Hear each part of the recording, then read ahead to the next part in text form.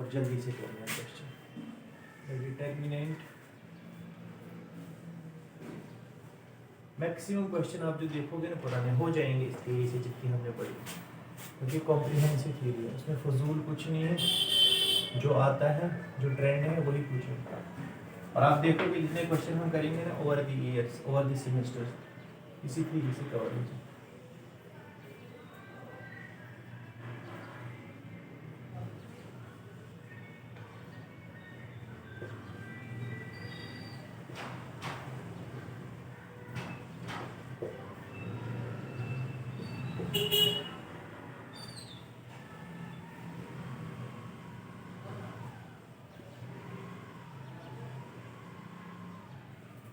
आपके पापा क्या करते हैं? पापा जॉब करते हैं। किसमें? रेलवे डिपार्टमेंट में। किसमें? हाँ, रेलवे डिपार्टमेंट। Rural department. हाँ, पहले ऐसे कॉन्ट्रैक्ट था लेकिन परमानेंट। परमानेंट। अच्छा अच्छा।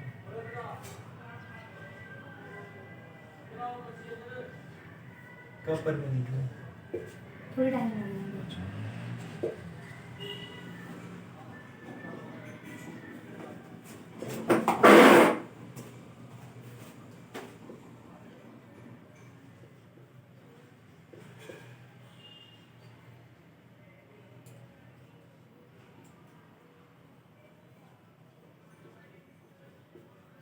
3 मार्क्स का मतलब ये सिंगल करेक्ट है, ठीक है। करो इसके डिटेल 27। हैं?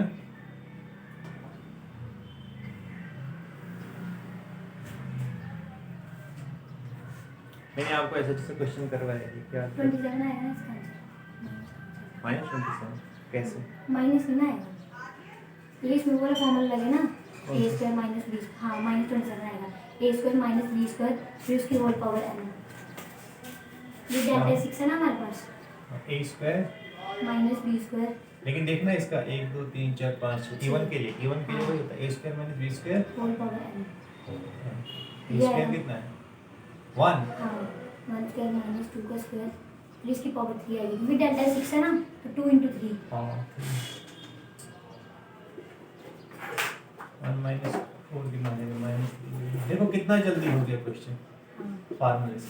लेकिन अगर इन केस आपको कहीं इसमें खराब है, फार्मूला भूल गया है, इसको आप दूसरे तरीके से भी देख सकते हो। देखो कैसे, इसको लिखो आप सिर्फ ऐसे लिख सकते हो आप इसको i + 2b where b = involutory matrix, वो ये वाली कौन सी, ये वाली, ठीक है।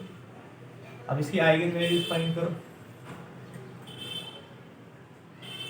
देखो आइगन वैल्यूज ऑफ i तो सेम ही होंगी, b की क्या होगी, ये इनवॉल्यूटरी या -1 होगी या 1 होगी।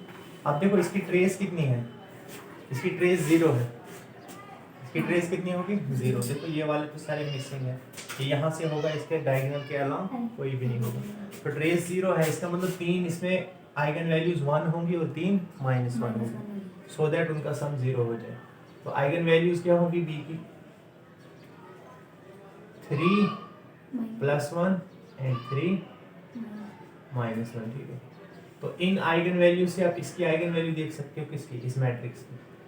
तो कुछ आइगन वैल्यूज क्या आएंगी, एक तो 1 + i की 1 है तो इसकी क्या होगी 1 + 2 × b की 8 +1 लिखेंगे हम कितनी बार 3 टाइम्स, और फिर 1 + 2 × -1, ये भी कितने टाइम्स 3 टाइम्स, 3 टाइम्स -1 3 टाइम्स +1, तो 1 + 2 कितना हो जाएगा 3 कितने टाइम्स 3 टाइम्स, और 1 - 2 कितना हो जाएगा -1 भी कितने टाइम्स 3 टाइम्स। अब डिटरमिनेंट क्या होता है, product of eigen values, so determinant को डेल्टा से लिखते हैं, डिटरमिनेंट = 3 × 3 × 3 -1 × -1 × -1 -27 ऐसे भी देख सकते हैं।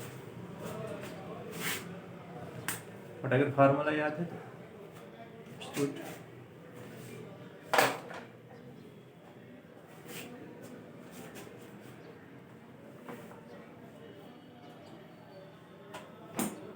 ठीक है।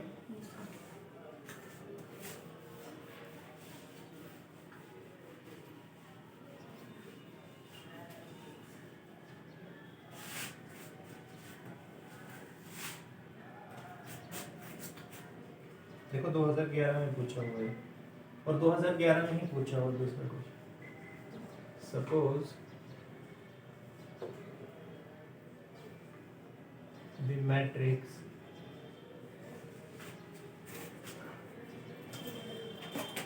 ये मैंने आपको भेजा तो नहीं है ना?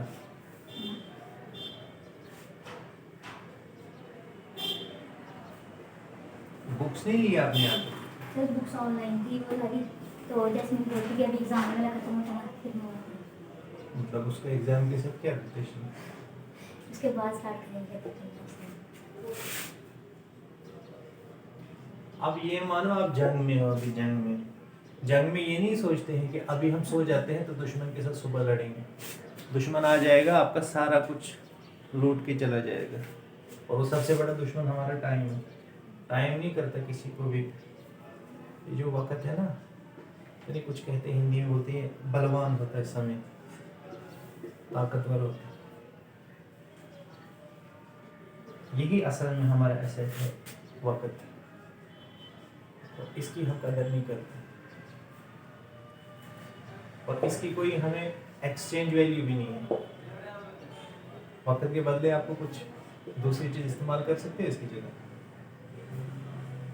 जैसे पैसे नहीं है आपके पास, गोल्ड, पैसे को गोल्ड में आपने चेंज कर दिया, किसी और चीज को आपने, किसी गुड को किसी और एक्सचेंज, उसका सब्स्टिट्यूट होगा कोई, बट टाइम का कोई सब्स्टिट्यूट नहीं।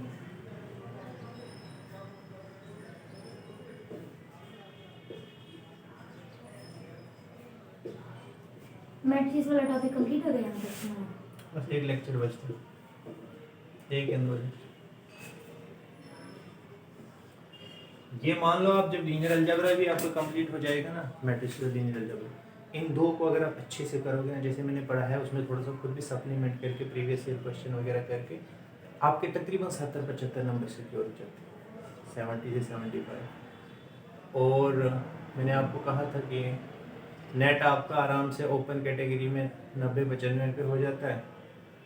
वो सारा ट्रेंड मैंने आपको बताया था। अगर किसी की कैटेगरी ऐसी कैटेगरी उसका तो 70-75 पे JRF हो जाता है।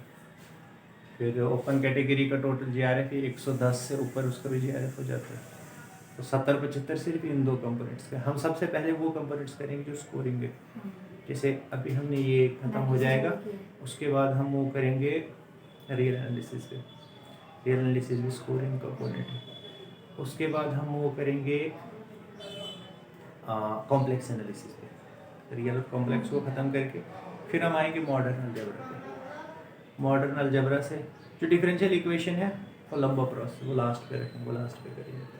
लेकिन ये भी अगर पता है, बहुत सारे मेरे दोस्त हैं, एक मतलब सीनियर स्कॉलर है, हमने PhD भी की उन्होंने, वो बंदा सिर्फ रियल, कॉम्प्लेक्स और लीनियर अलजेब्रा भी नहीं, शायद रियल और कॉम्प्लेक्स पढ़ के जाता था और हर बार नेट उसका हो जाता, JRF नहीं होता। लेकिन फाइनली उसने JRF पे कैसे 2 कंपोनेंट्स पढ़ के जाता था, रियल और कॉम्प्लेक्स। हाँ, लेकिन उसको बस वो पढ़ के वो 105-6 नंबर ले लेता था। मतलब ये है कि जितना पढ़ो बहुत अच्छे से पढ़ो, ये फिर ज़्यादा प्रैक्टिस पे डिपेंड करता है। प्रैक्टिस, हाँ प्रैक्टिस मतलब पुराने आप जितने पेपर सॉल्व करोगे, पेपर सॉल्व करने का फायदा ये होता है, आपको ट्रेंड पता चलता है कि क्वेश्चंस पूछते कैसे हैं। अभी देखो, अभी आपको ट्रेंड पता चलेगा। अभी ये 11 के क्वेश्चन चल रहे हैं ना, जब 12 के क्वेश्चन चलेंगे देखना उसमें थोड़ा सा चेंजिंग करके कुछ। तो सेट का लेवल थोड़ा मतलब लो रहता है इससे। ये मान के मत चलो आप मान के चलो कि नेट का ही एग्जाम देना है। बेसिकली ये सेट वाले करते क्या है, ये नेट के ही क्वेश्चंस को कट कॉपी पेस्ट करके पुराने जो होते हैं ना उनको डाल देते हैं इसमें, या ज़्यादा से ज़्यादा थ्योरी से डायरेक्टली पूछ देते हैं। इनके ऑप्शन भी विचारों को नहीं बनते हैं, 3 ऑप्शन किसी तरह से बनाते हैं, चौथा नान होता है। ये ज़्यादा मेहनत नहीं करते, यहाँ के लोकल शायद प्रोफेसर से बनवाते हैं। ये जो है बड़े बड़े IITians और वो बड़े बड़े दिग्गज होते हैं, ये सुपरस्टार्स होते हैं। और मैथ्स का ट्रैक रिकॉर्ड है कि मैथ्स के जैसा टफ किसी भी नेट में कोई भी पेपर नहीं, इट इज़ द टफेस्ट। और मैथ्स ही एक वाहिद पेपर है जिसमें आपके वो मल्टीपल चॉइस क्वेश्चन होते हैं 4.75 मार्क्स के, मतलब एक से ज़्यादा ऑप्शन के करेक्ट हो सकते हैं और किसी का नहीं। और होते हैं वो टेबल वाले, बट वो थोड़े वैसे हैं, उसमें ऑप्शन एक ही होता है, लेकिन वो होता है कि only 1 is correct, only 2 is correct, only 3 is correct। जो यूज़ होता है वो तो मतलब इतना टफ होता ही नहीं है, तो इजी होता है। ये भी नहीं कह सकते हम, स्टीरियोटाइप नहीं कर सकते हम, बट ये है कि मैथ्स का सबसे टफेस्ट होता है, मैथ्स में नेट जनरेट करना, इट मीन्स समथिंग। करो इस क्वेश्चन।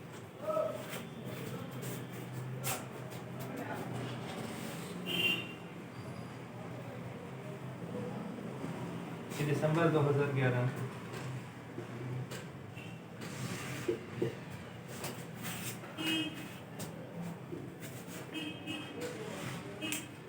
इसको ए माइनस लैम्डा से करेंगे, ए माइनस लैम्डा से, क्या बोल रहे हैं? मतलब ए माइनस लैम्डा से करेंगे, प्लस इसके आइगन वैल्यूज निकालेंगे। अरे आप देखो ना किस तरह का क्वेश्चन है।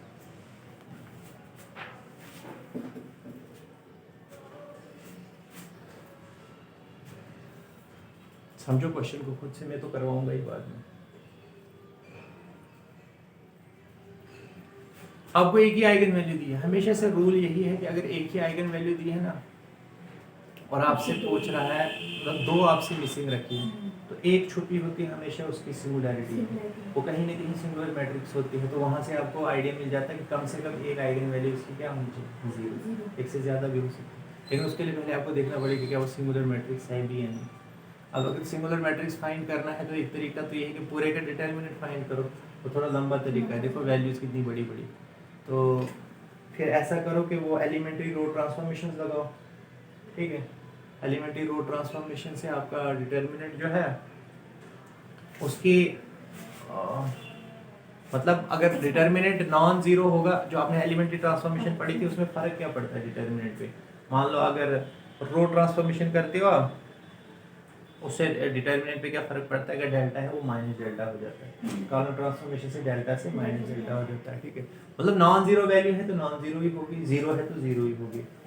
इसी तरह से अगर आप एक रो को किसी नॉन जीरो से मल्टीप्लाई कर देते हो तो पूरा डिटर्मिनेंट भी नॉन जीरो से मल्टीप्लाई हो जाता है। कहने का मतलब ये है कि एलिमेंट्री रो कॉलम ट्रांसफॉर्मेशन और एक वाले जो ट्रांसफॉर्मेशन लगाते हैं उससे तो डिटर्मिनेंट को कोई इफेक्ट ही नहीं होता है कि एक रो को किसी दूसरे रो के मल्टीपल में उसको ऐड कर दो, उससे डिटर्मिनेंट पे फर्क ही नहीं पड़ता। सो ऑल इन ऑल अगर आप एलिमेंट्री रो ट्रांसफॉर्मेशन से इस मैट्रिक्स को किसी दूसरी मैट्रिक्स पे ले जा सकते हो, so that properties of determinant से आप उसको समहाउ कॉलम्स को सिमिलर कर दो या रोज को सिमिलर कर दो, तो वहाँ से आप एकदम से बता सकते हो कि इसका डिटर्मिनेंट क्या हो जाएगा, जीरो, और वहाँ से कंक्लूड करके कि सिंगुलर है तो एक आइगन वैल्यू जीरो हो जाएगी, तो वहाँ से आपका काम आसान हो जाएगा। फिर आप तीसरी आइगन वैल्यू को प्रिडिक्ट कर सकते हो कि वो क्या हो सकती है, क्योंकि ट्रेस भी तो दी है आपको, अब दी नहीं है वो वहाँ मैट्रिक्स से मिल जाएगी।